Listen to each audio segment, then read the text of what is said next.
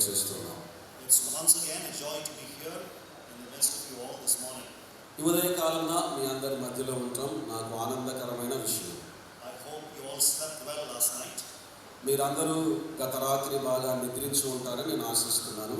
and had a good breakfast this morning ఉదయకాలంలో మంచి నాస్తా కూడా చేసి ఉంటారని నేను నమ్ముతున్నాను. and also had a good session for the first session. మొట్టమొదటి తరగతిని ఒక మంచి వాక్యాన్ని కూడా మీరు విని ఉంటున్నారని నేను ఆశిస్తున్నాను. So for the second session we will continue our survey in the book of Romans. రెండవ తరగతిలో రోమీయులకు రాసిన పత్రికల గురించిన పత్రిక అంతటిని గురించిన పరిస్థితులను మనం చేద్దాం. Okay, so I will just take the first 5 minutes to revise what we did yesterday. నిన్నటి దినాన మనం ఏమైతే చెప్పుకున్నామో ఆ సంగతిని మరలా మీకు చెప్పడానికి ఒక 5 నిమిషాలు తీసుకుంటాను. Just to make sure that we have a continuity in what we're doing. మనము ఏదైతే ధ్యానం చేస్తున్నామో ఆ ధ్యానం యొక్క కొనసాగింపు కొరకు నేను మీకు చెప్తాను. So by way of refresher, let me just take the first 5 minutes to talk about what we did yesterday.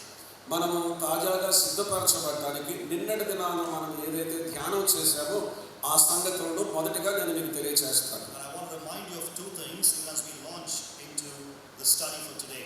ఈ దిన ధ్యానం కొరకు ఆ ధ్యానములోనికి మనం వెళ్ళడానికి 2 సంగతులను నేను మీకు మరలా జ్ఞాపకంలోనికి తెస్తాను. Number 1, మొట్టమొదటిది, Romans is a tough book. రోమీయులకు రాసిన పత్రిక చాలా కష్టమైన పత్రిక. Yes or no? అవునా కాదా? I think we already understood that. ఇప్పటికే మనకు ఆ సంగతి అర్థమై ఉంటుందని నేను అనుకుంటున్నాను. Secondly, రెండవదిగా, that's why we all need to concentrate. మన అందరం కూడా ఏకాగ్రత నిలపవలసిన అవసరం ఉంది. All right? అవునా? So for this session, I will go a little slower కనుక ఈ తరగతిలో నేను కొంచెం నెమ్మదిగా వెళ్తాను. and also repeat some of the things అంత మాత్రమే కాక కొన్ని విషయాలను మరలా కూడా చెప్తాను. because we need to understand the core of what Paul is writing here. ఎందుకనగా పౌలు గారు ఇక్కడ ఏదైతే వ్రాయాలనుకొని వ్రాసాడు ఆ సంగతి మనకు అర్థం కావాలి కాబట్టి. So please make notes wherever appropriate. అవసరమైన చోట్లల్లా మీరు నోట్బుక్లో రాసుకోండి. You have been given an outline in the packet that's been handed to you. మీకు ఇవ్వబడినటువంటి ఆ యొక్క ప్యాకెట్లో అవుట్లైన్ అవలోకనం కూడా ఇవ్వబడింది. So please follow along in the outline as well.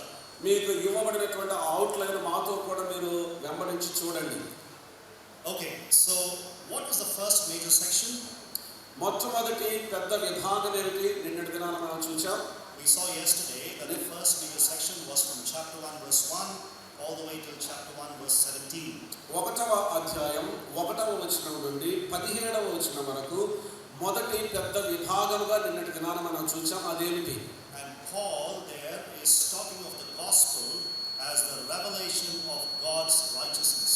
సువార్త, దేవుని నీతి ప్రత్యక్షతగా పౌలు గారు అక్కడ మాట్లాడుతూ ఉన్నాడు. The gospel that Paul is preaching, పౌలు ప్రకటిస్తున్నటువంటి సువార్త reveals God's righteousness. దేవుని నీతిని బయలుపరచుచున్నది. And remember, Paul begins by saying this is the gospel of God. జ్ఞాపకం ఉంచుకోండి, ఇది దేవుని సువార్త అని పౌలు ప్రారంభం చేశాడు. In other words, it is not made up by man. మరి ఒక మాటలో చెప్పాలంటే అది మానవుడు తయారు చేసిన సువార్త కాదు. It has not been constructed by the genius of humans. ఆ మానవుని యొక్క మేధాశక్తిని బట్టి అది సిద్ధపరచబడింది కాదు. But it is a gospel that belongs to God and God is the source of it. అది దేవునికి చెందిన దేవుని సువార్త. ఆ సువార్తకు మూలం, వనరు దేవుడే.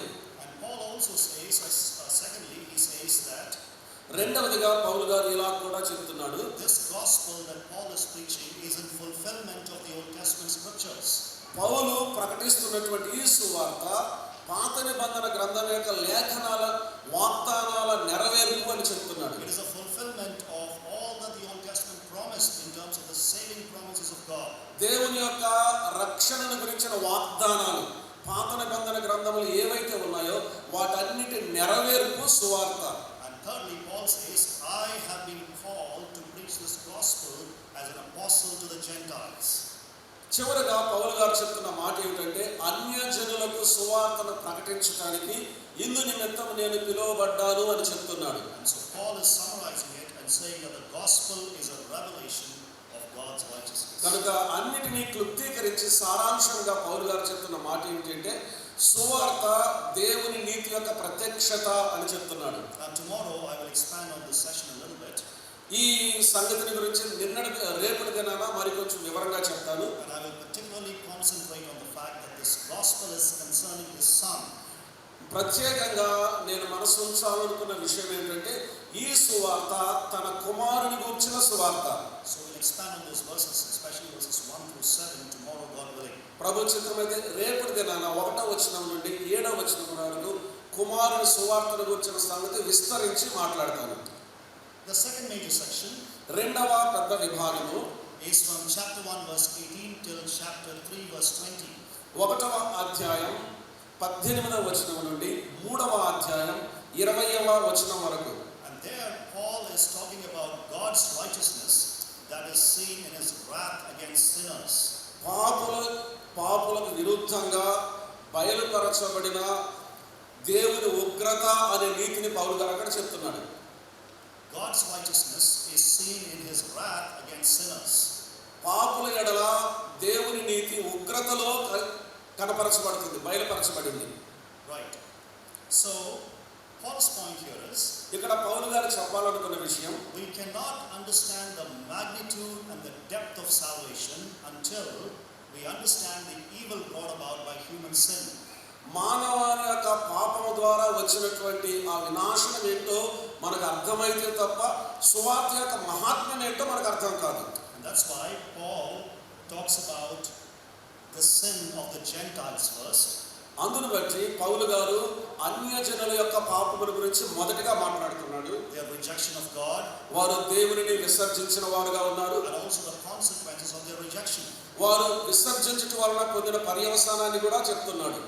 Several times over in the passage, Paul says God has given them over to their sinful desires. పలుమార్లు ఆ వాక్య భాగంలో పౌలు గారు చెప్తున్న మాట ఏమిటంటే, అందును బట్టి అన్యజనులను దేవుడు వారు శరీరేచ్ఛలకు అప్పగించాడు. And then Paul particularly concentrates on the sin of the Jews. ఆ తరువాత పౌలు గారు ప్రత్యేకంగా యూదుల యొక్క పాపము పైన ఆయన దృష్టిని పెడుతున్నాడు. These Jews had the advantage of the covenant. ఈ యూదులకు ధర్మశాస్త్రం లేక నిబంధన అని అనుకూలత ఉంది. They had the law. వారికి ధర్మశాస్త్రం ఉంది. They had the temple. వారికి దేవాలయం ఉంది. They had all these privileges that God had given them. దేవుడు వారికి ఇచ్చిన భాగ్యం సదావకాశాలన్నీ వారికి ఉన్నాయి, ఆధిక్యతలు. And yet they were no different from the Gentiles. అయినప్పటికీ కూడా అన్యజనుల కంటే వారేమి భిన్నంగా లేరు, అలాగే ఉన్నారు. So Paul is saying whether you're a Jew or a Gentile, we are all under God's wrath, and in the wrath of God, God's righteousness is manifested. కనుక పౌలు గారు ఇక్కడ చెప్తున్న విషయం ఏంటంటే, అన్యులైతేనేమి యూదులైతేనేమి అందరూ కూడా పాపం చేసి దేవుని యొక్క ఉగ్రతకు గురి అయి ఉన్నారు. దేవుని యొక్క ఉగ్రతలో దేవుని నీతి బయలుపరచబడుతుంది. Clear so far? ఇంతవరకు స్పష్టంగా అర్థమైందా? అందరికీ అర్థమైందా? అందరికీ తేటతెల్లమైందా? స్లోగా ఉంది కదా? మెల్లగా ఉంది కదా? నిదానంగా ఏమైనా వేగంగా ఉందా? తెలుగు నుంచి తెలుగు ట్రాన్స్లేట్ చేయడం బాగుంది. Okay, so clear, right? Okay, we'll move to the next major section. ఆ తదుపరి పెద్ద విభాగంలోనికి మనం వెళ్దాం. Any questions? ఏమైనా ప్రశ్న? తర్వాత We'll move to the next major section. ఆ తదుపరి పెద్ద విభాగంలోనికి మనం సాగుదాం. This is one of the central aspects of the book of Romans. రోమీయులకు రాసిన పత్రిక యొక్క కేంద్రీకృతమైన విషయం ఇది. It goes from chapter 3 verse 21 all the way till the end of chapter 4 verse 25. 3వ అధ్యాయం 20వ వచనం నుండి 4వ అధ్యాయం 25వ వచనం వరకు, 4వ అధ్యాయం చివరి వరకు ఈ విభాగం వెళుతుంది. 3:20 నుండి 21 నుంచి sir. So chapter 3 verse 21 till chapter 4 verse 25. 3వ అధ్యాయం 21వ వచనం నుండి 4వ అధ్యాయం చివరి వరకు అనగా 25వ వచనం వరకు. And Paul here is talking about the saving righteousness of God.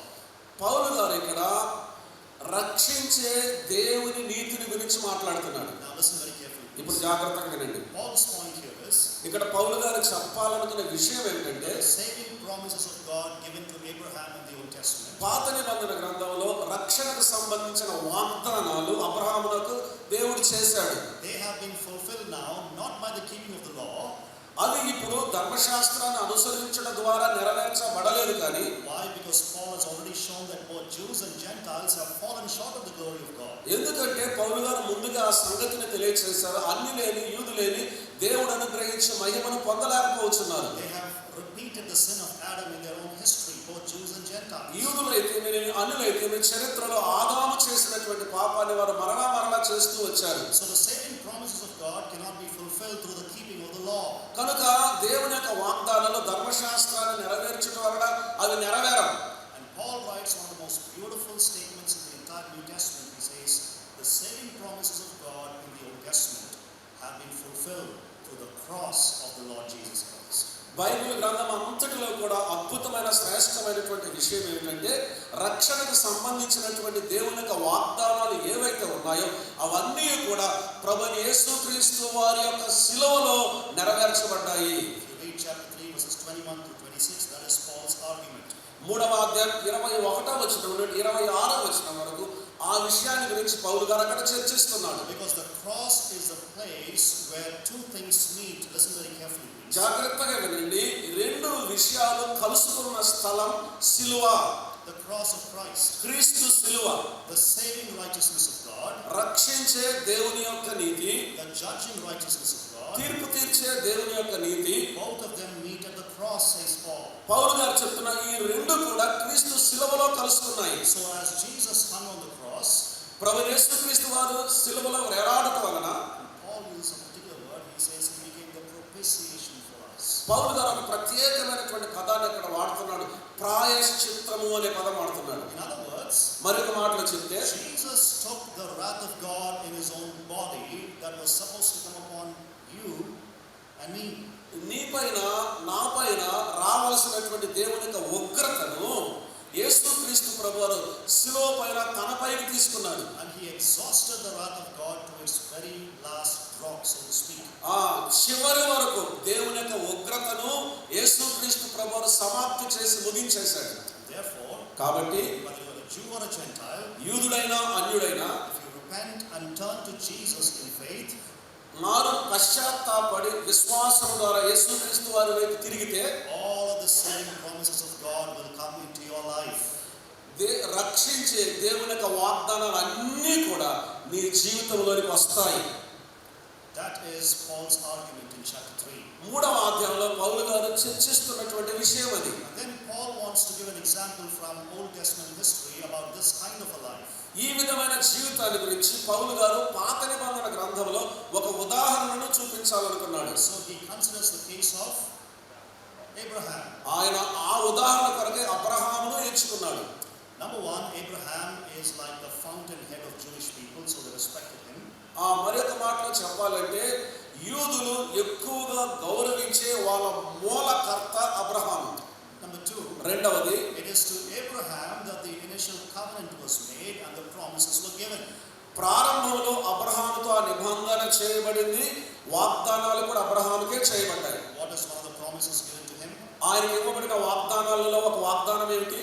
In you, మీ ద్వారా all the nations of the earth will be blessed. భూమి మీద ఉన్న సమస్త వంశములు ఆశీర్వదించబడతాయి. So he will be a blessing, కనుక ఆయన ఆశీర్వాదముగా ఉంటాడు. and through him all the nations of the earth will be blessed. ఆయన ద్వారా భూమి మీద సమస్త వంశములు దేశములు ఆశీర్వదించబడతాయి. In other words, Paul's point is, మరొక మాటలో పౌలు గారు చెప్పాలనుకున్న విషయం ఏమిటంటే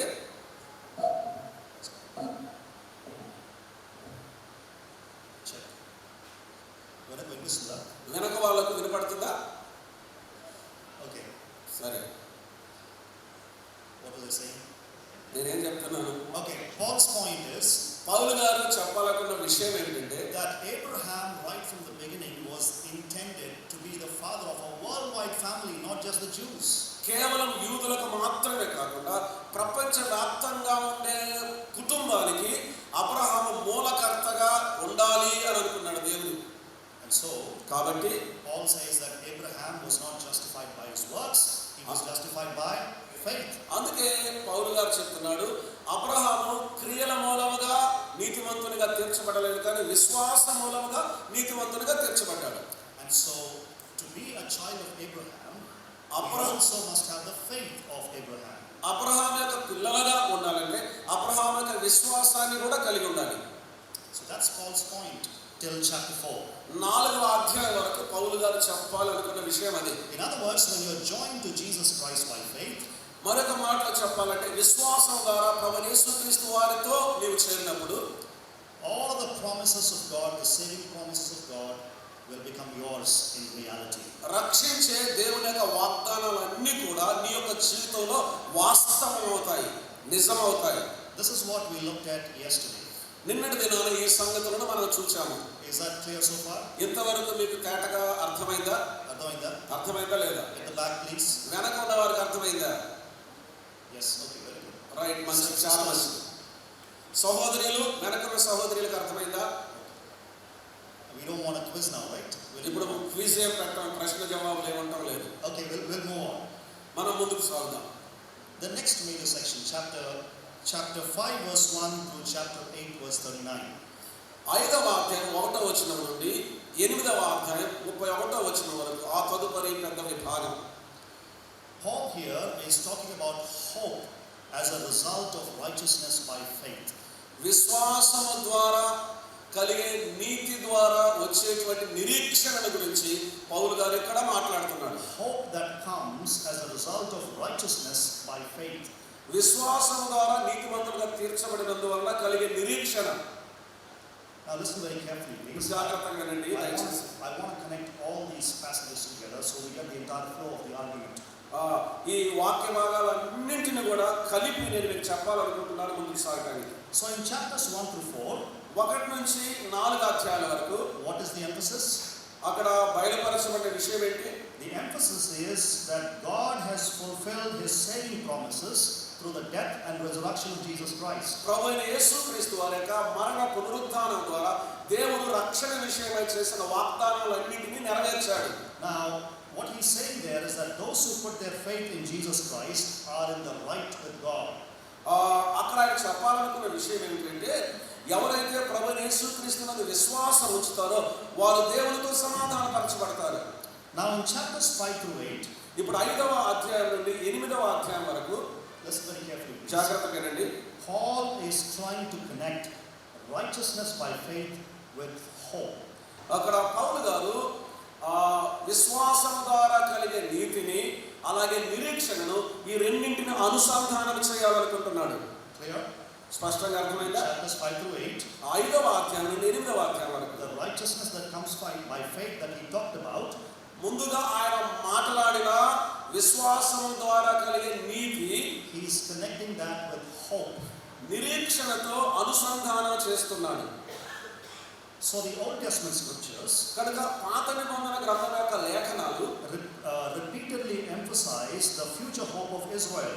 మరలా బయలుపరిచే విషయం ఏంటంటే ఇశ్రాయేలీయుల యొక్క భవిష్యత్ రక్షణ గురించి, And also the future promises of salvation for Israel. ఇశ్రాయేలు కొరకైన భవిష్యత్తులో జరిగే రక్షణ వాగ్దానాన్ని గురించి. And Paul's point in these 4 chapters 5, 6, 7, 8, 5, 6, 7 ఈ 3 అధ్యాయాల్లో పౌలు గారు చెప్పాలనుకున్న విషయం that those who are right with God through Jesus Christ యేసుక్రీస్తు ప్రభువారి ద్వారా దేవునితో సమాధానపరచబడినటువంటి వారు already inherit the future promises made to Israel. ఇశ్రాయేలీయులకు దేవుడు చేసిన వాగ్దానాలను ఇప్పటికే స్వతంత్రించుకున్నారు. అర్థమైందా? Okay, let me say that again. నేను మరలా చెప్పనివ్వండి ఆ విషయం. It's important for us to understand this argument. ఈ చర్చ, ఈ మాట అర్థం చేసుకోవడం మనకు చాలా ముఖ్యం. In the first 4 chapters, Paul spoke about the righteousness of God. Yes. మొదటి 4 అధ్యాయాల్లో దేవుని యొక్క నీతిని గురించి పౌలు గారు మాట్లాడుతూ వచ్చారు. How does the righteousness of God become yours? దేవుని యొక్క నీతి నీ స్వంతం ఎలా అవుతుంది? By your faith in the Lord Jesus Christ. ప్రభువైన యేసుక్రీస్తునందు విశ్వాసం ఉంచుట ద్వారా. Now Paul is pushing the argument a little further. పౌలు గారు ఈ యొక్క విషయాన్ని, ఈ చర్చను మరి కొంచెం ముందుకు నెడుతూ ఉన్నాడు. He's saying there's a hope also that comes into your life as a result of the righteousness by faith. ఆ విశ్వాసం ద్వారా కలిగే నీతి ఫలితంగా నిరీక్షణ కూడా నీ జీవితంలోనికి వస్తుంది. Okay? సరేనా? He goes back to the Old Testament. ఆ పాత నిబంధన గ్రంథంలో మనం చూసినట్లయితే And he says there are future promises of salvation that are given to the nation of Israel. భవిష్యత్తులో ఇశ్రాయేలీయులు పొందే రక్షణను గురించిన వాగ్దానాలు ఇవ్వబడ్డాయి. And Paul is saying, పౌలు గారు చెప్తున్నాడు, if you are connected to Jesus Christ, నీవు గనుక యేసుక్రీస్తు ప్రభువారితో అనుసంధానం చేయబడితే, or in theological language, if you are in union with Christ, వేదాంత భాషలో చెప్పాలంటే క్రీస్తుతో నీవు ఐక్యపరచబడిన ఎడల all of these promises, future promises made to Israel, become yours, and the hope becomes yours right now. ఇశ్రాయేలీయులకు భవిష్యత్తులో చేయబడిన వాగ్దానాలన్నీ కూడా ఇప్పటికే నీవు స్వతంత్రించుకున్నావు. అది మన నిరీక్షణ.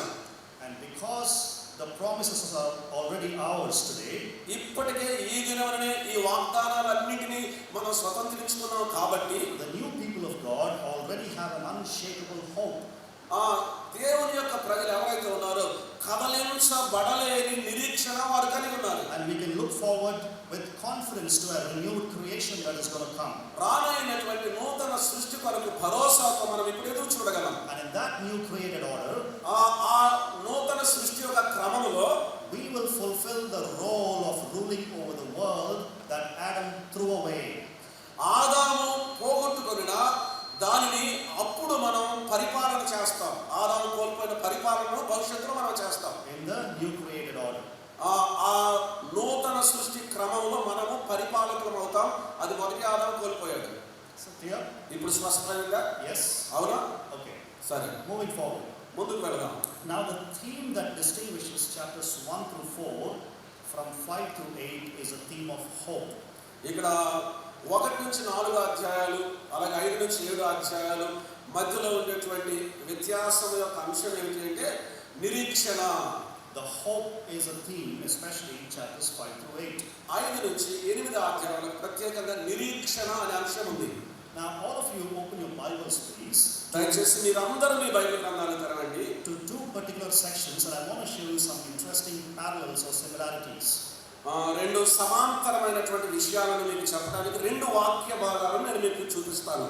I hope most of you at least would have read through the book of Romans in preparation for this conference. ఈ సదస్సు కొరకైన సిద్ధపాటులో మీరు అనేక మంది రోమీయులకు రాసిన పత్రిక అంతా చదివి ఉంటారని నేను ఆశిస్తున్నాను. So I'm assuming that you know the contents of what we're looking at. కనుక అందును బట్టి మనం ఏ వాక్యం అయితే చూడబోతున్నామో ఆ వాక్యం యొక్క సందర్భం మీకు ముందుగానే తెలిసి ఉంటుంది. So look at chapter 5 verses 1 through 11. 5వ అధ్యాయం 1వ వచనం నుండి 11వ వచనం వరకు చూడండి. Now put your finger on that and turn over to chapter 8 అక్కడ మీ వేలు అలాగే పెట్టి 8వ అధ్యాయంలోకి తిప్పండి. verses 14 through 39. 14 నుంచి 39 వరకు. So 5 1 to 11 is one passage. 5:1 నుంచి 11 వరకు ఒక లేఖన భాగం. 8 14 to 39 is another passage. 8వ అధ్యాయం 14వ వచనం నుండి 39వ వచనం వరకు మరి ఒక భాగం. And I want to show you the theme of hope that is there in both these passages very clearly. ఈ 2 వాక్య భాగంలో ఉన్న నిరీక్షణ అంశాల గురించి నేను మీకు వివరంగా చెప్పాలనుకుంటున్నాను. There are interesting parallels in both these passages. ఈ 2 వాక్య భాగాలలో ఆసక్తికరమైన పోలికలు ఉన్నాయి, సమాంతరమైన పోలికలు. Number 1, మొట్టమొదటిది, both the passages emphasize the work of Christ. 2 వాక్య భాగాలు కూడా క్రీస్తు యొక్క కార్యాన్ని, క్రీస్తు చేసిన పనిని అవి బయలుపరుస్తూ ఉన్నాయి. Especially his work, his atoning work on the cross. ప్రత్యేకంగా యేసుక్రీస్తు ప్రభువు శిలువలో చేసిన ప్రాయశ్చిత్తార్థ కార్యక్రమం. Okay, that's number 1. అది మొట్టమొదటిది. Second parallel, 2వ సమాంతరమైన పోలిక, both of them highlight the ministry of the Spirit. ఆత్మ పరిచర్యను ఈ 2 వాక్య భాగాలు కూడా పైకెత్తి చూపిస్తున్నాయి. The cross of Christ, క్రీస్తు యొక్క శిలువ and the ministry of the Spirit. పరిశుద్ధాత్మ యొక్క పరిచర్య. Thirdly, మూడవదిగా both these passages talk about the certainty of future glory in the midst of our suffering right now. ఇప్పుడు మనం పొందుతున్న శ్రమల మధ్యలో భవిష్యత్తులో మనం పొందే సార్వభౌమాధికారమును గురించిన మహిమను తెలియజేస్తున్నాయి. Okay, all these 3 things are parallel in these 2 passages. ఈ 2 వాక్య భాగాలలో ఈ విషయాలు సమాంతరమైన పోలికలు కలిగి ఉన్నాయి. Clear? స్పష్టంగా అర్థమైందా? Is that clear so far? ఇంతవరకు మీకు స్పష్టంగా అర్థమైందా? So the point here is, ఇక్కడ విషయం ఏమిటంటే Paul in these chapters 5 through 8 is talking about hope that comes as a result of righteousness by faith. 5వ అధ్యాయం నుండి 8వ అధ్యాయం వరకు విశ్వాసం ద్వారా మనం పొందిన నీతి ద్వారా వచ్చే నిరీక్షణ గురించి పౌలు గారు ఇక్కడ మాట్లాడుతున్నాడు. Turn to chapter 5 now, verses 9 through 11 please. ఇప్పుడు దయచేసి 5వ అధ్యాయం 1 నుండి 19 వచనాల వరకు మనం చదువుదాం. Chapter 5 verses 9 to 11. 9 to 11. 9 to 11. 5వ అధ్యాయం 9వ వచనం నుండి 11వ వచనం వరకు. కాబట్టి ఆయన రక్తము వలన ఇప్పుడు నీతిమంతులుగా తీర్చబడి మరింత నిశ్చయముగా ఆయన ద్వారా ఉగ్రత నుండి రక్షింపబడుదును.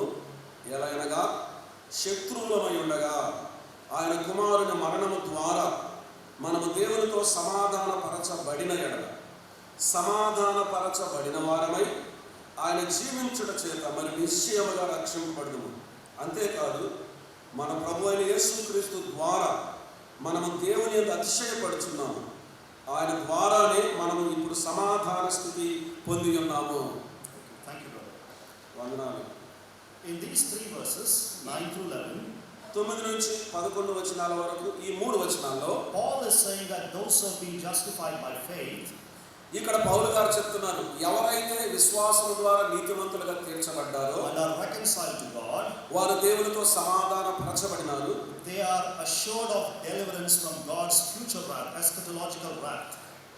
సంభవింపనై ఉన్నటువంటి దేవుని యొక్క ఉగ్రతలో నుండి వారు రక్షింపబడతారు. They are assured of deliverance from God's future wrath. భవిష్యత్తులో దేవుని యొక్క ఉగ్రత నుంచి రక్షింపబడతారనే నిశ్చయత వారిలో కలిగింది. You see that there? అది అక్కడ మనం చూస్తున్నామా? Yes or no? అవునా కాదా? And from verses 12 through 19, ఇప్పుడు 12 నుంచి 19 వచనాల వరకు these verses are connected to the immediately preceding verses of verses 9 through 11 that we just read. 9 నుంచి 11 వచనాల వరకు మనం ఏదైతే చదివామో ఆ తర్వాత విషయం ఈ 12 నుంచి 19 వచనాల వరకు మనం చూస్తాం. It is closely connected. ఇవి రెంటికి దగ్గర సంబంధం ఉంది. Now listen very carefully. ఇప్పుడు జాగ్రత్తగా వినండి. In verses 12 through 19, ఇప్పుడు 12 నుండి 19 వచనాల వరకు Paul is making a contrast between 2 people. ఇక్కడ ఇద్దరు వ్యక్తుల మధ్యలో ఉండే ఆ వ్యత్యాసాన్ని తెలియజేస్తున్నాడు. Number 1 is Adam. మొట్టమొదటిగా ఆదాము, Number 2 is రెండవదిగా Christ. క్రీస్తు. So there's a contrast between Adam and Christ. క్రీస్తునకు ఆదామునకు క్రీస్తునకు మధ్యలో ఉండేటువంటి భేదం లేక వ్యత్యాసం చూస్తాం. Why is Paul trying to draw the contrast between Adam and Christ? ఆదామునకు క్రీస్తునకు మధ్యలో ఉండే వ్యత్యాసం ఎందుకు పౌలు గారు రాస్తున్నాడు? To give hope to those who are connected to Christ. క్రీస్తునకు అనుసంధానం చేయబడిన వారు నిరీక్షణ పొందుట కొరకే ఆయన చెప్తున్నాడు. Paul's point here is ఇక్కడ పౌలు గారి విషయం ఏంటంటే the grace that is imparted by Christ is so powerful క్రీస్తు ద్వారా మనకు ఆపాదించబడిన కృప ఎంతో శక్తివంతమైంది that it reverses the evil that is produced by Adam's sin. ఆదాము పాపము ద్వారా మన మీదకి రావాల్సిన ఆ దుర్గతి నుండి అది మనల్ని కాపాడుతుంది. That it reverses and conquers the evil results of Adam's sin. ఆదాము చేసినటువంటి పాపం మీద మనకు విజయాన్ని అది దయచేస్తూ ఉంది. And therefore we don't have to face the wrath of God in the present nor in the future. కనుక దేవుని యొక్క ఉగ్రతను మనం ప్రస్తుతం కానీ భవిష్యత్తులో కానీ ఎదుర్కోవాల్సిన అవసరం లేదు. Believers have a secure hope. విశ్వాసులకు భద్రతతో కూడిన నిరీక్షణ ఉంది. Our hope is secure in Christ Jesus. క్రీస్తు యేసులో మన నిరీక్షణ భద్రపరచబడి ఉంది. Now Paul's one more point is పౌలు గారు మరొక విషయం ఏంటంటే Gentiles now ఇప్పుడున్నటువంటి అన్యజనులు are the recipients of this hope that belong to the nation of Israel.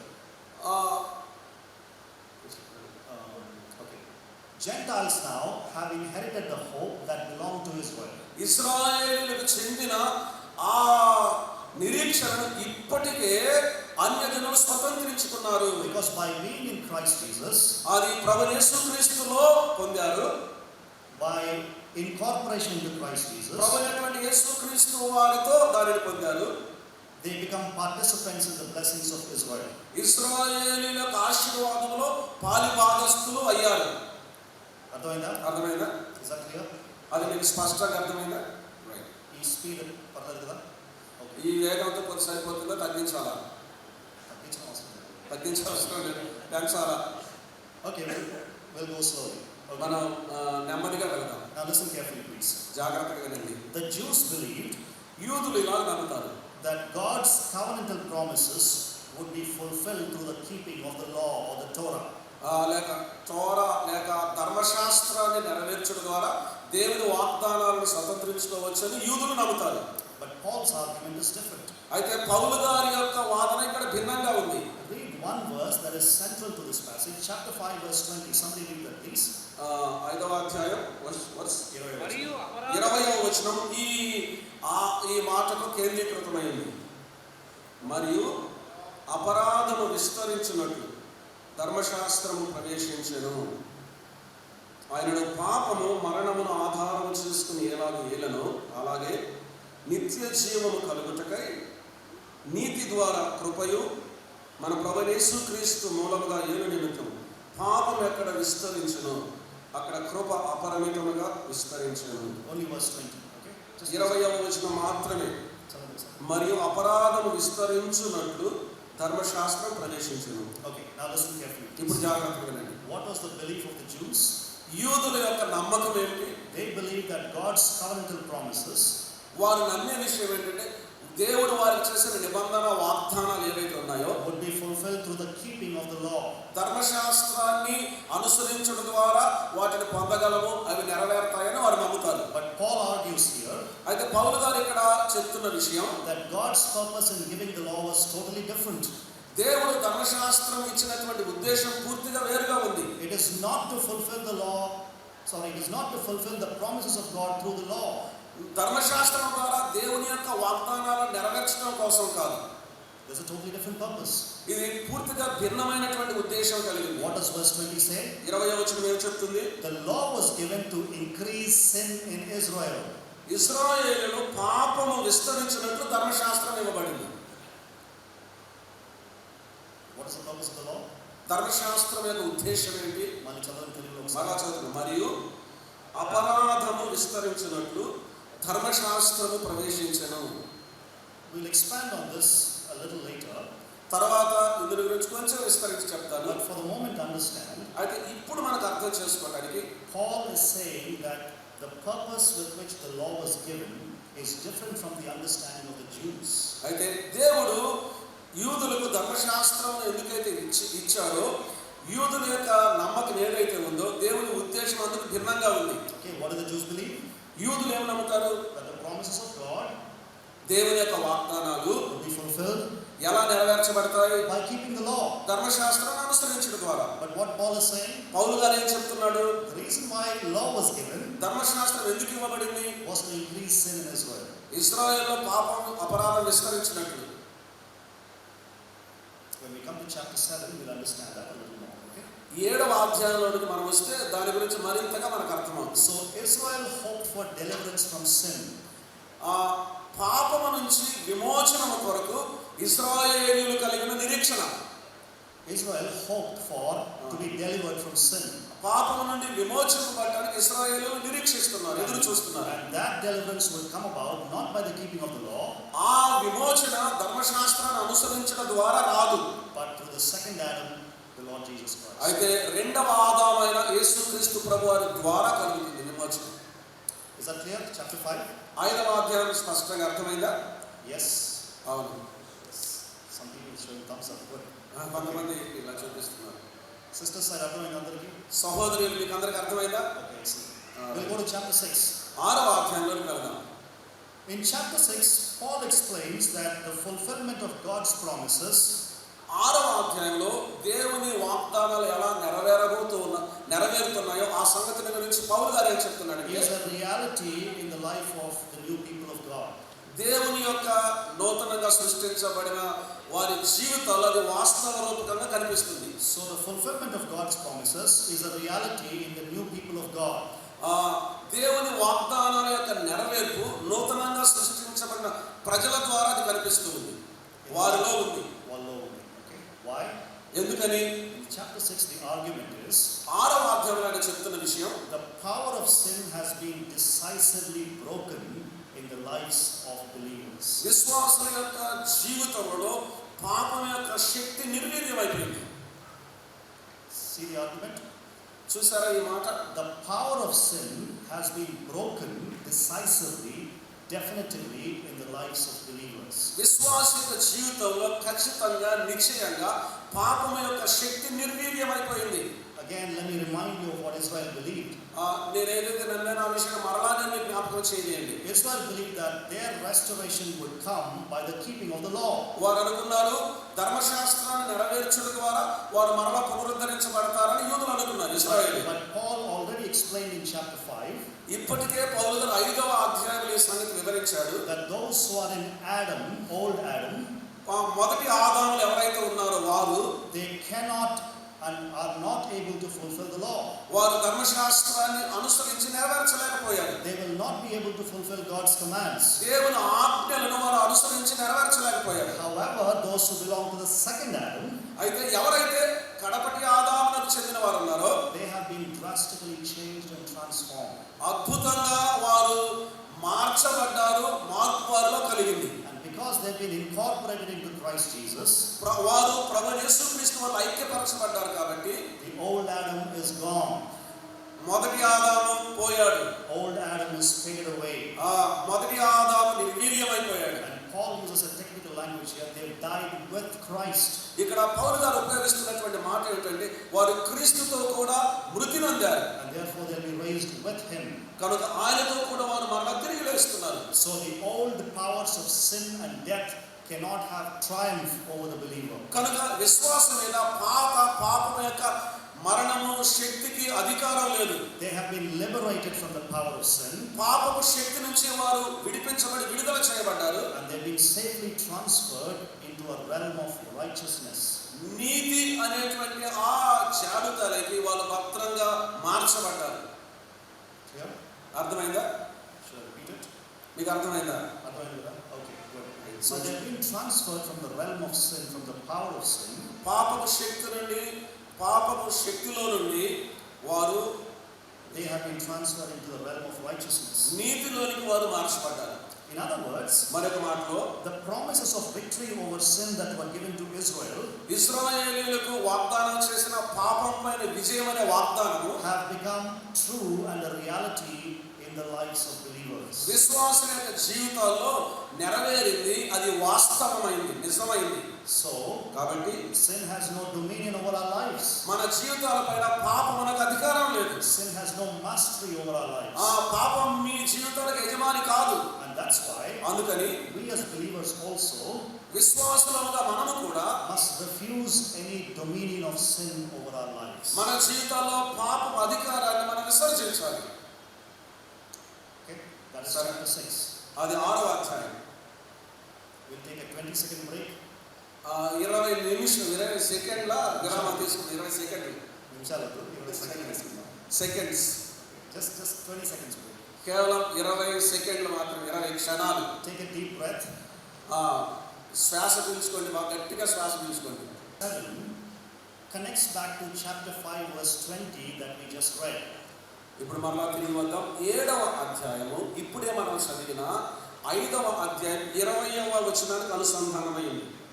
Okay, now let's go back and read chapter 5 verse 20 alone first, and then we'll come back to chapter 7. మరలా వెనక్కి వెళ్ళి 5వ అధ్యాయం 20వ వచనం మాత్రమే చదివి 7వ అధ్యాయంలోకి మనం అంటాం. చదవండి ఎవరన్నా ప్లీజ్. ఎవరైనా మీరు చదవండి. 5:20 విస్తరించున్నట్లు ధర్మశాస్త్రము ప్రవేశించెను. So the law was given yes to increase sin in Israel. 20వ వచనం మరియు అపరాధము విస్తరించినట్లు ధర్మశాస్త్రం ప్రవేశించిన ఇశ్రాయేలీయులలో. Now chapter 7 explains why the presence of the Mosaic law stimulates sin or increases sin. అయితే ఇక్కడ 7వ అధ్యాయంలోనికి మనం వచ్చినట్లయితే మోషే యొక్క ధర్మశాస్త్రం మరలా పాపాన్ని గురించి అది మరలా జ్ఞాపకం చేసేందుకు ముందుకు తీసుకొని వెళ్తుంది. It explains why the presence of the law increases sin. పాపాన్ని ఎక్కువ ఎందుకు చేస్తుంది ఈ యొక్క మోషే ధర్మశాస్త్రం? అది పాపం increases sin. పాపాన్ని ఎక్కువ చేస్తుంది, హెచ్చిస్తుంది, ఎక్కువ చేస్తుంది. What is the word used there in Telugu? Increasing, విస్తరించడం. Okay, Yeah. let me say that again. మరలా చెప్పనివ్వండి. Chapter 7 explains why 7వ అధ్యాయము వివరించే విషయం ఏంటంటే the presence of the law మోషే ధర్మశాస్త్రం యొక్క సన్నిధి లేక మోషే ధర్మశాస్త్రము increases sin or encourages sin. పాపాన్ని ఎందుకు విస్తరింపచేస్తుంది, పాపాన్ని ఎందుకు ప్రోత్సహిస్తుంది, It explains why it does that ఎందుకు అది అలాగ చేస్తుంది అనే వివరణ చూస్తాం in chapter 7. 7వ అధ్యాయంలో. Okay? Again, it's a difficult chapter. There are lots of debates on this. I will try to make it as simple as possible, but we need your concentration. ఈ 7వ అధ్యాయం చాలా కష్టమైనటువంటి అధ్యాయము. అనేకమైన వివాదాలు, చర్చలు, దీని గురించి తర్కాలు జరిగాయి. సాధ్యమైనంత సరళంగా, సులువుగా మీకు అర్థం కావటానికి నేను చెప్తాను. Now, this argument is very important to Paul పౌలు గారికి ఈ చర్చ అనేది చాలా ముఖ్యం. because he needs to convince the Christians in Rome that his view of the law is correct. ఎందుకనగా రోమాలో ఉన్నటువంటి క్రైస్తవులకు ధర్మశాస్త్రాన్ని గురించి తాను ఏ అభిప్రాయం, దృక్పథం అయితే కలిగి ఉన్నాడో అది సరి అయినది అనే సంగతిని ఒప్పించాలి. Otherwise, they'll misunderstand him and his gospel. లేకపోతే ఆయన సువార్తను వారు అపార్థం చేసుకునే అవకాశం ఉంది. If they misunderstand his gospel, they will reject his gospel. ఆయన సువార్తను వారు అపార్థం చేసుకుంటే ఆయన సువార్తను వారు తిరస్కరిస్తారు. If they reject his gospel, he cannot use the church as a foundation for a Spanish mission. అయితే వారు ఎప్పుడైతే పౌలు గారిని విసర్జిస్తారో అప్పుడు స్పెయిన్లో ఆయన చేయవలసినటువంటి సేవ కొరకు రోమా సంఘాన్ని ఆయన వేదికగా ఉపయోగించుకోలేడు. In other words, Paul cannot use his burden as an apostle to the Gentiles if he fails to convince them of the gospel. సువార్తను గురించి వారిని ఒప్పింపకపోయినట్లయితే ఆయన అన్యజనులకు సువార్త ప్రకటించడానికి ప్రత్యేకంగా నియమించబడిన అపోస్తలునిగా ఆయన విఫలమైపోయే అవకాశం ఉంది. And so this chapter, this argument is very important to Paul. కనుక ఈ 7వ అధ్యాయంలో ఆయన చేస్తున్నటువంటి చర్చ పౌలునకు చాలా ముఖ్యమైనది. Now, like I said, there are many debates around this. దీని మీద చాలా వాదోపవాదాలు ఉన్నాయని మీకు చెప్పాను. Lots of New Testament scholars have wasted a lot of pen and ink and paper in writing about this. ఈ సంగతుల గురించి రాయటానికి క్రొత్త నిబంధన గ్రంథం యొక్క పండితులు చాలా మంది వారి కాగితాలను, వారి కళాలను, వారి శిరాలను వ్యర్థం చేశారు. Okay, in one sentence, let me summarize the entire argument. Now listen carefully. జాగ్రత్తగా వినండి. ఒక వ్యాఖ్యానంలో ఈ అధ్యాయం యొక్క సారాంశం అంతా మీకు చెప్పనివ్వండి. The main argument of this chapter ఈ అధ్యాయం యొక్క ప్రాథమికమైన ముఖ్యమైనటువంటి అంశం, చర్చ ఏమిటంటే is the relationship between law and sin. ధర్మశాస్త్రానికి పాపములకు మధ్యలో ఉన్న సంబంధం. Simple. సులభంగా అర్థమైందా? The main theme of this chapter is the relationship between the law and sin. ఈ అధ్యాయంలో ఉండే ముఖ్యమైన అంశం ఏంటంటే పాపమునకు, ధర్మశాస్త్రమునకు మధ్యలో ఉన్న సంబంధం. Okay? సరేనా? Clear so far? ఇంతవరకు స్పష్టంగా అర్థమైందా? So now Paul explains in more detail from a historical perspective the relationship between law and sin. చారిత్రాత్మకమైనటువంటి దృక్పథంలో పాపమునకును ధర్మశాస్త్రమునకు మధ్యలో ఉండే సంబంధాన్ని వివరించడానికి 7వ అధ్యాయంలో పౌలు గారు ప్రయత్నం చేస్తున్నాడు. Yes? అవునా? So far clear? ఇంతవరకు అర్థమైందా? First of all, the chapters between the relationship between law and sin. మొట్టమొదటిగా ఈ అధ్యాయం ఏంటంటే పాపమునకును ధర్మశాస్త్రమునకు మధ్యలో ఉన్న సంబంధం. And how is Paul explaining it? పౌలు గారు దానిని ఎలా వివరిస్తున్నాడు? He uses a historical perspective to talk about the relationship between law and sin. చారిత్రాత్మకమైనటువంటి దృక్పథంలో నుండి పాపమునకు, ధర్మశాస్త్రమునకు మధ్య ఉన్న సంబంధాన్ని ఆయన ఇక్కడ వివరించడానికి ప్రయత్నిస్తున్నాడు. Okay? అంతేనా? సరేనా? Now if you remember, we saw yesterday నిన్నటి దినాన మనం చూసాం, అది కనుక మీకు జ్ఞాపకం ఉంటే, that from chapter 2 verse 1 till chapter 3 verse 20, 2వ అధ్యాయం 1వ వచనం నుండి 3వ అధ్యాయం 20వ వచనం వరకు Paul talked about the law. పౌలు గారు ధర్మశాస్త్రాన్ని గురించి మాట్లాడాడు. Yes or no? అవునా కాదా? Yes. అవునా కాదా? And in chapter 7 here, Paul is again talking about the law. 7వ అధ్యాయంలో మరలా పౌలు గారు ధర్మశాస్త్రాన్ని గురించే మాట్లాడుతున్నాడు. What is the difference between these two passages? ఈ రెండు వాక్య భాగాల మధ్యలో ఉండే వ్యత్యాసం ఏంటి? Chapter 2 verse 1 till chapter 3 verse 20, he spoke about the law. 2వ అధ్యాయం 1వ వచనం నుండి 3వ అధ్యాయం 20వ వచనం వరకు ఆయన ధర్మశాస్త్రాన్ని గురించి మాట్లాడాడు. In chapter 7, he's again talking about the law. 7వ అధ్యాయం మరలా ధర్మశాస్త్రాన్ని గురించి ఆయన మాట్లాడుతున్నాడు. What is the difference between these two ఈ passages? రెండు వాక్య భాగాల మధ్యలో ఉండే వ్యత్యాసం, భేదం ఏంటి? Now listen please. జాగ్రత్తగా వినండి. In chapter 2 verse 1 till chapter 3 verse 20, 2వ అధ్యాయం 1వ వచనం నుండి 3వ అధ్యాయం 20వ వచనం వరకు Paul was saying పౌలు గారు చరిత్రను నీవు చూస్తే we see that their life under the law, rule of the law, did not produce any righteousness. ధర్మశాస్త్రపు పరిపాలన కింద వారి జీవితాల్లో ఎన్నడూ ఏ నీతిని కూడా వారు పొందలేకపోయారు, చేయలేకపోయారు. Israel sinned and sinned again and ended up in exile in Babylon. ఇశ్రాయేలు పాపం చేసి బబులోను చెరలోనికి వెళ్ళిపోయారు. So listen carefully, please. జాగ్రత్తగా వినండి. So for the nation of Israel, ఇశ్రాయేలు యొక్క దేశముల గురించి అయితే life under the law did not produce life but death. ధర్మశాస్త్రం కింద వారి యొక్క జీవితం జీవమును తీసుకొని రాలేదు, కానీ మరణాన్ని తీసుకొని వచ్చింది. Yes or no?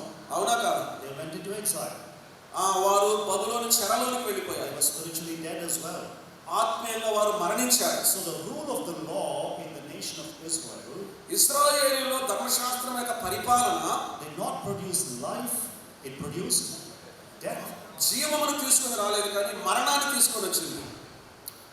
But Paul's point is, అయితే పౌలు గారు చెప్పాలనుకున్న విషయం, those who are united to the second Adam, the Lord Jesus Christ, కడపటి ఆదామైన ప్రభువైన యేసుక్రీస్తు వారితో ఎవరైతే ఐక్యపరచబడినారో they have died to the rule of the law, which is the dominion of the law. ఆ ధర్మశాస్త్రపు పరిపాలన కింద ధర్మశాస్త్ర నియమానికి చనిపోయారు. Now listen, ఇప్పుడు వినండి, such people ఆ విధమైన వారు are enabled to bear fruit that Israel could not bear. ఇశ్రాయేలు ఫలింపలేని ఫలాలను వారు ఫలిస్తూ ఉన్నారు. In other words, if you join to the new second Adam, Jesus Christ, it produces life.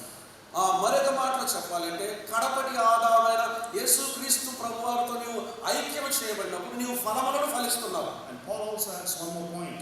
పౌలు గారు మరొక విషయాన్ని ఇక్కడ చెప్తున్నాడు. The promised Holy Spirit. పరిశుద్ధాత్మ యొక్క వాగ్దానం. The promised Holy Spirit. వాగ్దానం చేయబడిన ఆత్మ, పరిశుద్ధాత్మ. That was given as a promise to the nation of Israel. ఇశ్రాయేలు దేశానికి వాగ్దానంగా చేయబడ్డాడు. Has become a reality in the lives of this new people of God who are connected to Jesus Christ. ప్రభువైన యేసుక్రీస్తు వారితో అనుసంధానం చేయబడిన కొత్త తరానికి లేక నూతన ప్రజలకు ఆ వరము నెరవేరింది. Is that clear so far? ఇంతవరకు అది మీకు అర్థమైందా? So that is chapter 7 verses 1 through 6. అది 7వ అధ్యాయం 1వ వచనం నుండి 6వ వచనం వరకు.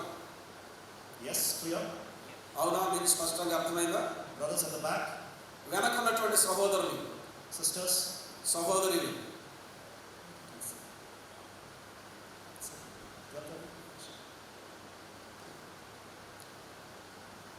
okay, we finished verse 6. All right, okay. 6వ వచనం వరకు మనం ముగించాం. Now, when you look at chapter 7 verses 7 through 25, 7వ అధ్యాయం 7వ వచనం నుండి 25వ వచనం వరకు మనం చూస్తే that passage is developing the theme that Paul raised in verse 5. 5వ వచనంలో పౌలు గారు లేవనెత్తినటువంటి విషయానికి వివరణ ఇక్కడ మనం చూస్తా ఉన్నాం. 7 నుంచి 25 వరకు. ఒకసారి 5వ వచనం చదవండి. 5వ వచనాన్ని ఒకసారి చదువుదాం. Chapter 7 verse 5. 7వ అధ్యాయం 5వ వచనం, ఏలయనగా మనము శరీర సంబంధులమై ఉండినప్పుడు మరణార్థమైన ఫలమును ఫలించుటకై ధర్మశాస్త్రము వలననైన పాపేక్షలు మన అవయవములలో కార్యసాధకములై ఉండెను. Okay. What does Paul say in verse 5? 5వ వచనంలో పౌలు గారు ఏం చెప్తున్నాడు? The desire for sin పాపేక్షలు was encouraged to the law ధర్మశాస్త్రం వలన అవి ప్రోత్సహించబడుతున్నాయి, and it led to death. అవి కార్యసాధకములై ఉన్నాయి మన అవయవములలో. Yes or no? అవునా కాదా? The desire for sin has been encouraged through the law, and that led to death. ధర్మశాస్త్రము వలనైన పాపేక్షలు మన అవయవములలో కార్యసాధకములై ఉండెను, అవి మరణానికి దారితీస్తుంది. Okay, let's go step by step. ఒక మెట్టు తర్వాత మరొక మెట్టులోకి మనం వెళ్దాం. We have a desire for sin. పాపముల గురించి ఇచ్చ మనలో ఉంది, పాపేచ్ఛ. Let's talk about an unbeliever. He has a desire for sin. అవిశ్వాసం గురించి మాట్లాడదాం. అవిశ్వాసి పాపేచ్ఛ కలిగి ఉన్నాడు. Right? అవునా? Where did the desire come from? ఆ పాపేచ్ఛ ఎక్కడి నుండి వచ్చింది? పాప కోరిక ఎక్కడి నుంచి వచ్చింది? In one sense, Paul says that desire was encouraged by the law itself.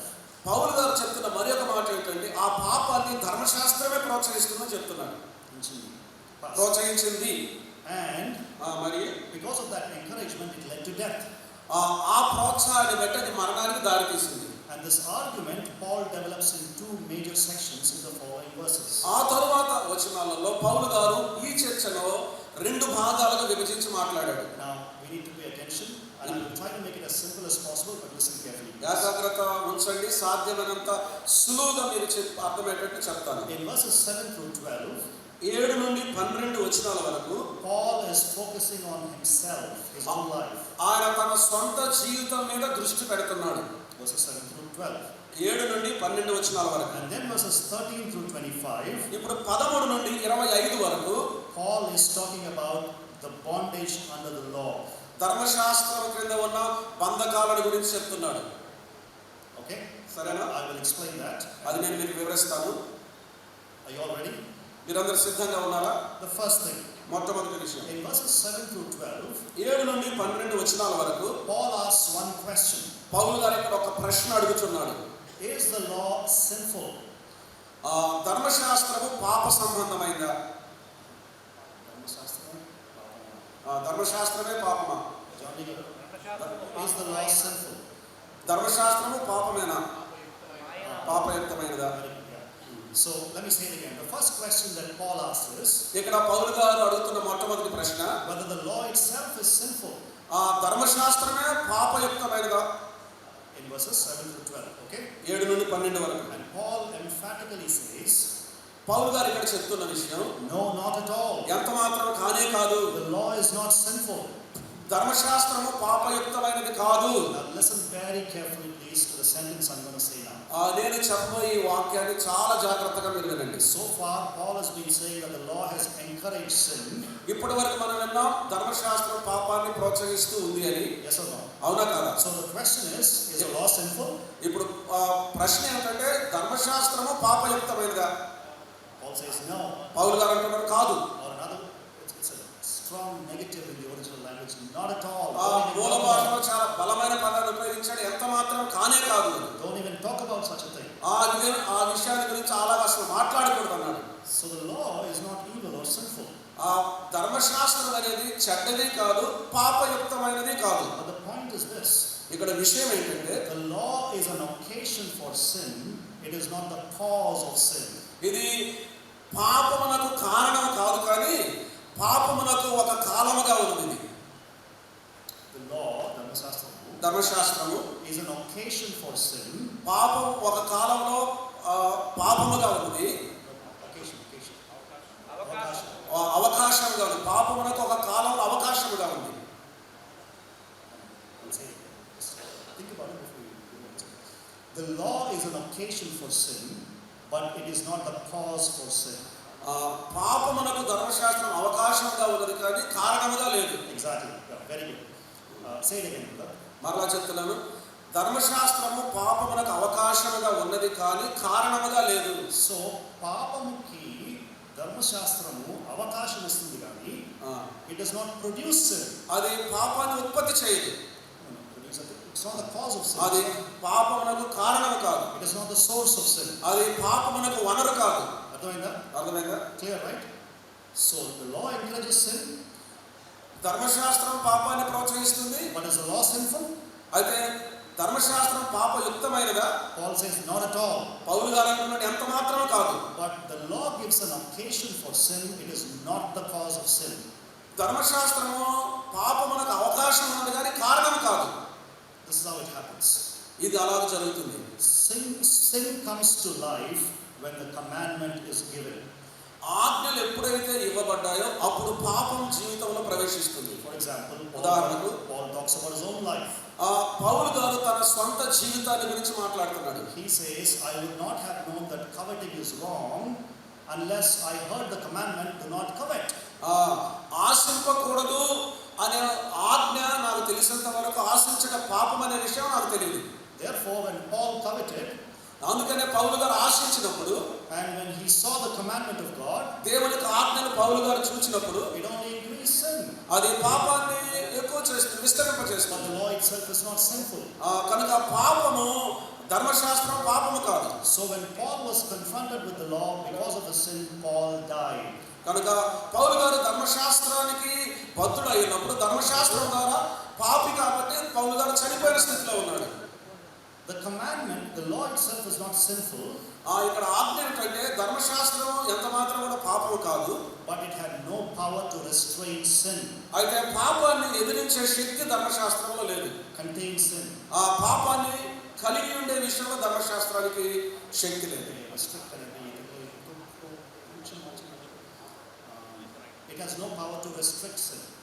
ఆ పాపాన్ని విభేదించే శక్తి ధర్మశాస్త్రంలో లేదు. అదుపులో పెట్టుకున్నారు. అదుపులో పెట్టే శక్తి So ధర్మశాస్త్రం. the law itself is not sinful, ధర్మశాస్త్రం తనంతట తన పాపము కాదు, but it has no power to restrain sin. అయితే ధర్మశాస్త్రం చేయకుండా ఆపే శక్తి, పాపము చేయకుండా ఆపే శక్తి ధర్మశాస్త్రానికి లేదు. That's clear? అది అర్థమైందా? That is Paul's argument in verses 7 through 12, talking about his own life. 7 నుంచి వచనం నుండి 12వ వచనం వరకు పౌలు గారు ఆ విషయాల్లో తన స్వంత జీవితాన్ని గురించి మాట్లాడుతున్నాడు. స్కాలర్లీ డిబేట్స్ గురించి ఏం మాట్లాడకుండా నేను సింపుల్ గా ప్రాసెస్ ఎక్స్ప్లెయిన్ చేస్తున్నాను. పండితులు చేసే వాద వివాదాల జోలికి వెళ్లకుండా చాలా సులువుగా నేను మీకు వివరిస్తున్నాను. అర్థమైంది కదా? మీకు అర్థమైందా? Okay, now will move to versus 13 through 25. ఇప్పుడు 14 నుంచి 25 వచనం వరకు వెళ్దాం. Now Paul is asking a second question. పౌలు గారు ఇక్కడ రెండవ ప్రశ్న అడుగుతున్నాడు. What is the first question earlier? ఇక్కడ మొట్టమొదటిగా ముందున్న ప్రశ్న ఏమిటి? Was the law sinful? ధర్మశాస్త్రము పాపయుక్తమైనదా? Now he is asking another question. ఇప్పుడు మరి ఒక ప్రశ్న అడుగుతున్నాడు. Is the law the cause of death? ధర్మశాస్త్రము మరణమునకు కారణమవుతుందా? Is the law the cause of death? ధర్మశాస్త్రము మరణానికి కారణమవుతుందా? And Paul is saying not at all. పౌలు గారు అంటున్నాడు ఎంత మాత్రము కాదు. Again, strong emphatic negative. No, not at all. ఎంత మాత్రం కానే కాదని బలంగా పౌలు గారు ఇక్కడ మరలా చెప్తున్నాడు, నొక్కి వక్కానిస్తున్నాడు. The law as such is not responsible for death, is what మరణమునకు ధర్మశాస్త్రము జవాబుదారీ కాదు. But listen please. అయితే జాగ్రత్తగా వినండి. Sin పాపము uses law as a partner or as a friend to bring about death. మరణాన్ని తీసుకొని రావడానికి పాపము ధర్మశాస్త్రాన్ని తన భాగస్వామిగా ఉపయోగించుకుంటుంది. Let me say it again. మరలా చెప్పనివ్వండి. The law itself does not produce death. ధర్మశాస్త్రము మరణాన్ని తీసుకొని రాలేదు. The law is not directly responsible for death. ధర్మశాస్త్రం నేరుగా మరణానికి బాధ్యులు కాదు. But sin uses the law as a friend or as a partner to produce death. అయితే పాపము ధర్మశాస్త్రాన్ని తనకు సహకారిగా, స్నేహితునిగా, భాగస్థునిగా ఉపయోగించుకొని మరణాన్ని తీసుకొని వస్తుంది. Now listen very carefully to the next sentence. తర్వాత వాక్యాన్ని జాగ్రత్తగా వినండి. The evil character of sin పాపము యొక్క చెడ్డ స్వభావం ఏమిటంటే is seen in the ability of sin to turn a good thing, the law, into something of evil nature. ధర్మశాస్త్రంలో పాప స్వభావానికి సంబంధించినటువంటి వాస్తవం ఏదైతే ఉందో ధర్మశాస్త్రం ద్వారా అది మనకు అర్థమవుతుంది. Okay, I'll say that again. మరలా చెప్తాను. Okay, the evil nature of sin పాపము యొక్క చెడు స్వభావము is seen in the ability of sin పాపం యొక్క సామర్థ్యాన్ని ఎలా చూస్తామంటే to turn a good thing, that is the law, into an evil purpose.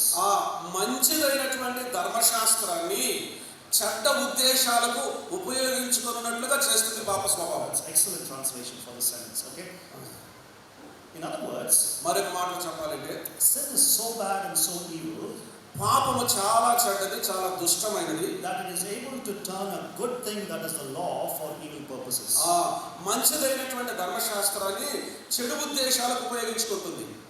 Okay, so the problem is with sin, not the law that is good that God has given. కనుక సమస్య పాపముతో కానీ దేవుడు ఇచ్చినటువంటి ధర్మశాస్త్రమైన మంచి విషయంతో కాదు. But there is one thing with the law. అయితే ధర్మశాస్త్రంతో ఒక విషయం ఉంది. The law itself gives you no power for obedience. ధర్మశాస్త్రము విధేయతకు కొరకైన శక్తిని తనంతట తాను ఇవ్వలేదు. And that's why those who are in the flesh, those who are connected to old Adam, cannot do what the law says. కనుక మొదటి ఆదాముతో అనుసంధానం కలిగి పాప స్వభావం కలిగినటువంటి మానవుడు విధేయత చూపించలేదు. Even if they long to do it, ఒకవేళ అలాగూ లోబడాలన్న ఆశ కోరిక తనలో ఉన్నప్పటికీ they cannot do it. వారు అలాగూ They చేయలేకపోతున్నారు. are captives to the power of sin. పాపపు శక్తి చేత వాళ్ళు పట్టబడి ఉన్నారు. And they are in misery under the dominion of sin. పాపపు యొక్క పరిపాలన కింద చాలా దీనమైన స్థితిలో ఉన్నారు. And Paul's point is this. పౌలు గారు చెప్పాలనుకున్న విషయం ఇది. Victory over sin is gained not through the law, పాపం మీద విజయాన్ని ధర్మశాస్త్రం ద్వారా మనం పొందలేము. Why? ఎందుకని? Because sin can take a good thing and turn it for evil purposes. ఎందుకంటే పాపము ధర్మశాస్త్రంలోని మంచి విషయాన్ని తీసుకొని చెడ్డ ఉద్దేశానికి ఉపయోగించగలదు. So victory over sin, triumph over sin is never through the law. కనుక పాపం మీద విజయాన్ని ధర్మశాస్త్రం ఎంత మాత్రం ఇవ్వలేదు. But it is only through the second Adam, అయితే Jesus Christ. కడపటి ఆదామైన ప్రభువైన యేసుక్రీస్తు వారి ద్వారా మాత్రమే పాపం మీద విజయాన్ని పొందగలం. That is chapter 7. అది 7వ అధ్యాయం. Easy enough? సులభంగా అర్థమైందా? Okay, this is the simplest we can make. That is the argument of Paul. పౌలు గారు 7వ అధ్యాయంలో చెప్తున్నటువంటి విషయాన్ని సాధ్యమైనంత సులువుగా చెప్పాము, అంతకంటే సులువుగా చెప్పలేము. Okay, now నాకు 1 o'clock వరకు టైం ఇచ్చారు, but we will stop by 12:40 itself. Okay, so take a deep breath and we'll finish chapter 8 and we'll close. నాకు 1 గంట వరకు సమయం ఇచ్చారు, కానీ ఒక 10 నిమిషాలు తీసుకొని 12:40 వరకు చెప్పి ముగిస్తాను. మీరందరూ ఒక గట్టి శ్వాస తీసుకోండి. Chapter 7 అర్థమైందా? 7వ అధ్యాయం అర్థమైందా? Sisters, సహోదరులు, 10 seconds break. 10 సెకండ్ల విరామం. In chapter 8, 8వ అధ్యాయంలోకి మనం వద్దాం. please open your Bibles to Romans chapter 8 and also have your outlines handy. మీ అవుట్లైన్లు తీయండి, అలాగే రోమీయులకు రాసిన పత్రిక 8వ అధ్యాయాన్ని కూడా తీయండి. When you look at chapter 8 verses 1 through 17, 8వ అధ్యాయం 1వ వచనం నుండి 17వ వచనం వరకు మనం చూసినప్పుడు it connects back to chapter 7 verses 1 through 6. అది 7వ అధ్యాయము 1వ వచనం నుండి 6వ వచనం వరకు అనుసంధానంగా ఉంది. It connects back to that. వెనక్కి 1 నుంచి 6 వచనాల వరకు 7వ అధ్యాయానికి సంబంధించింది. You can study that further, but just make a note that chapter 8 verses 1 through 17 is closely connected to chapter 7 verses 1 through 6. 8వ అధ్యాయం 1వ వచనం 1వ వచనం నుండి 17వ వచనం వరకు, 7వ అధ్యాయం 1వ వచనం నుండి 6వ వచనం వరకు రెండింటికి దగ్గర సంబంధం ఉంది. What is in one sentence the theme of chapter 7? 7వ అధ్యాయం యొక్క సారాంశం ఒక్క మాటలో చెప్పాలంటే ఏమని చెప్పగలం? The relationship between law and sin. Yes or no? ధర్మశాస్త్రానికి మరణానికి మధ్యలో ఉండే సంబంధం, అవునా కాదా? In chapter 8, 8వ అధ్యాయంలో Paul says, పౌలు గారు అంటున్నాడు, for those who are in Christ Jesus, క్రీస్తు యేసునందు ఉన్న వారికి they have been set free, liberated from the relationship between law and sin. ధర్మశాస్త్రానికి అలాగే మరణానికి మధ్యలో ఉండే సంబంధం నుంచి వారు స్వాతంత్ర్యం పొందారు, విడుదల చేయబడ్డారు, విమోచింపబడ్డారు. అర్థమైందా? You see how Paul is slowly building his argument. పౌలు గారు మెల్లగా తన యొక్క విషయాన్ని ఎలాగా కట్టుకుంటూ వస్తున్నాడో చూడండి. Chapter 8 verses 1 through 7. 8వ అధ్యాయం 1 నుంచి 7 వచనాల వరకు Paul's point is for those who are in Christ Jesus, పౌలు గారి యొక్క విషయం ఏంటంటే ఎవరైతే క్రీస్తు యేసునందు ఉన్నారో వారు they have been set free from the relationship between law and sin. ధర్మశాస్త్రానికి పాపానికి మధ్యలో ఉండే సంబంధం నుంచి వారు విడుదల పొందారు. And he goes one step further. This is very beautiful. మరొక మెట్టు ముందుకు వెళుతూ చాలా మనోహరమైన విషయం చెప్తున్నాడు. He says the believers in Christ have been empowered by the Spirit to keep God's law. దేవుని ధర్మశాస్త్రాన్ని అనుసరించడానికి పరిశుద్ధాత్మ చేత విశ్వాసి అయినటువంటి వ్యక్తి బలపరచబడుతున్నాడు. Okay? సరేనా? Did the law have the power to enable people to keep it? ఈ ధర్మశాస్త్రాన్ని నెరవేర్చడానికి Did the law have the power to enable people to keep it? ధర్మశాస్త్రాన్ని నెరవేర్చడానికి ధర్మశాస్త్రం ఏ మనిషికైనా బలాన్ని ఇవ్వగలదా? No, it did not. చేత కాదు, ఇవ్వదు. That's the whole point of Paul. పౌలు గారు చెప్పాలనుకునే విషయం అంతా అదే. But those who are connected to Jesus Christ అయితే ప్రభువైన యేసుక్రీస్తు వారితో ఐక్యపరచబడి అనుసంధానం చేయబడిన వారు have been empowered by the Spirit through the indwelling Spirit లోన నివసిస్తున్నటువంటి పరిశుద్ధాత్మ ద్వారా to keep God's law. దేవుని ధర్మశాస్త్రాన్ని నెరవేర్చడానికి శక్తిని పొందుతున్నారు. In other words, those who are in second Adam మరొక మాట చెప్పాలంటే ఎవరైతే కడపటి ఆదాములో ఉన్నారో have been enabled by God himself to fulfill the call of Israel. ఇశ్రాయేలీయులకు దేవుడిచ్చినటువంటి పిలుపును వీరు నెరవేర్చగలుగుతున్నారు. Our obedience now comes from the indwelling Spirit. మన విధేయత మనలో నివసిస్తున్న ఆత్మ ద్వారానే మనకు కలుగుతుంది. And He gives us the mindset of new creation, the mindset of the Spirit. నూతన సృష్టి యొక్క మనస్తత్వాన్ని ఆయన మనకి ఇస్తున్నాడు మన మనసులో. And He enables us to triumph over the flesh. శరీరేచ్ఛలను జయించేటువంటి శక్తిని ఆయన మనకి ఇస్తున్నాడు. And this obedience tells us that we've been liberated from bondage to sin. ఈ విధేయత మనకు తెలియచేసే విషయం ఏంటంటే పాపపు బంధకాల నుంచి మనం విడుదల పొందాము. And as God's children, దేవుని యొక్క పిల్లలముగా we are heirs, మనము వారసులము. and we wait confidently for the future glory to come in. రాననేటువంటి మహిమ విషయంలో పూర్తి భరోసా కలిగి ఉన్నాము. And in the interval between the gift of the Spirit and the future consummation, ఆత్మ వరమునకు భవిష్యత్తుకు మధ్యలో ఉన్నటువంటి యొక్క కాలంలో we wait confidently with the indwelling Spirit helping us. మనం భరోసాతో ఎదురు చూడటానికి మనలో నివసిస్తున్న ఆత్మ మనకు సహాయం చేస్తున్నాడు. Now in the Old Testament, ఇప్పుడు పాత నిబంధనలో Israel was called God's son. Yes?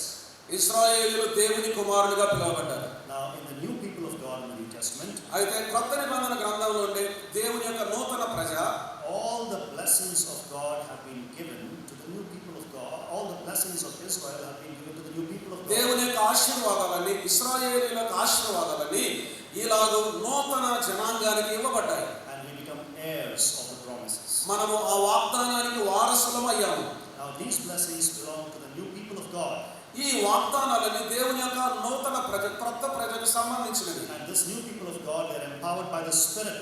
ఈ నూతన ప్రజ ఆత్మ చేత బలపరచబడుతున్నారు. And they are in union with Christ Jesus. వారు ప్రభు యేసుక్రీస్తు వారితో ఐక్యపరచబడిన వారు. So you may ask the question, what about the nation of Israel? ఇప్పుడు మీరు ఒక ప్రశ్న అడగవచ్చు, ఇశ్రాయేలీయుల సంగతి ఏమిటి? Which is Paul's argument in chapters 9 to 11. We'll talk about it in the afternoon. 9 నుంచి 11 వచనాల వరకు పౌలు గారు ఆ సంగతి గురించి మాట్లాడుతున్నాడు. మధ్యాహ్న కాలంలో మనం చూద్దాం. But for now, అయితే ఇప్పుడైతే we do understand from chapter 8 8వ అధ్యాయంలో మనం అర్థం చేసుకున్న విషయం, that the promises of God given to the nation of Israel become ours in the new people of God. దేవుడు ఇశ్రాయేలీయులకు ఇచ్చినటువంటి వాగ్దానం నూతన జనాంగంగా అవి మనం స్వతంత్రించుకున్నాం.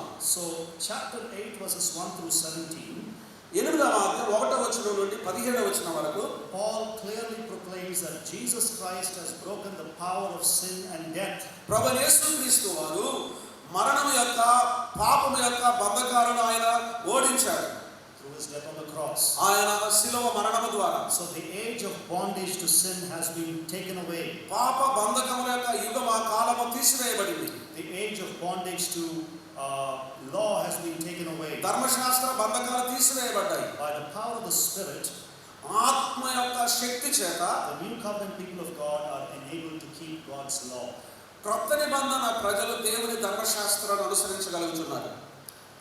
You know, in the book of Ezekiel chapter 37, యెహెజ్కేలు గ్రంథం 37వ అధ్యాయంలో the spirit and resurrection are closely connected. Spirit and resurrection. ఆత్మ పునరుద్ధానం చాలా దగ్గర సంబంధం కలిగి ఉన్నాయి. And here, ఇక్కడ those who receive the gift of the Spirit ఆత్మ వరమును పొందిన వారు are also promised a resurrection that is a promise to the nation of Israel. ఇశ్రాయేలుకు వాగ్దానం చేసిన పునరుద్ధాన వాగ్దానాన్ని కూడా పొందారు. So the church as God's people has now received the promises of God. సంఘమై ఉన్న దేవుని యొక్క ప్రజలు దేవుని యొక్క వాగ్దానాలను ఇప్పుడు పొందుతూ ఉన్నారు, స్వతంత్రించుకుంటున్నారు. The promises that were given to Israel. ఇశ్రాయేలీయులకు ఇచ్చిన వాగ్దానాలు ఇప్పుడు సంఘం స్వతంత్రించుకుంటుంది. And that's why in this passage, అందుకని ఈ వాక్య భాగంలో Paul says we are adopted sons of God. ఇక్కడ పౌలు గారు చెప్తున్నారు, మనం దత్తపుత్రులమయ్యాము, We are his children. మనం ఆయన పిల్లలమయ్యాము, And we are heirs to his promises. ఆయన వాగ్దానాలకు మనం వారసులమయ్యాము. If the church has already received the promises of Israel, ఇశ్రాయేలీయుల యొక్క వాగ్దానాలను సంఘం ఇప్పటికే స్వతంత్రించుకున్నట్లయితే the church also awaits the fullness of the promises in the future. భవిష్యత్తులో పొందేటువంటి వాగ్దానాల యొక్క సంపూర్ణమైన నెరవేర్పు కొరకు కూడా సంఘం ఎదురు చూస్తుంది. That is Paul's point here. ఇక్కడ పౌలు గారు చెప్పాలనుకున్న విషయం అది.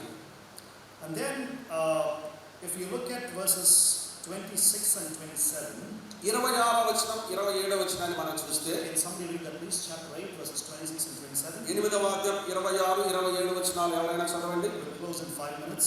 5 నిమిషాల ముగించుదాం. అటువలే ఆత్మయు మన బలహీనతను సహాయం చేయుచును.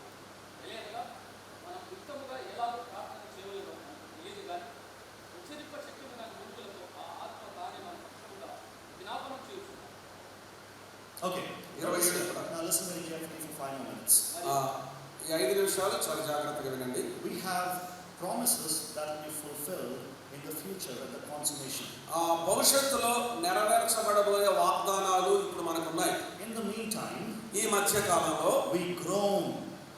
మనము వృద్ధి చెందాలి, అభివృద్ధి చెందాలి. మూలుగుతున్నాం. Yeah.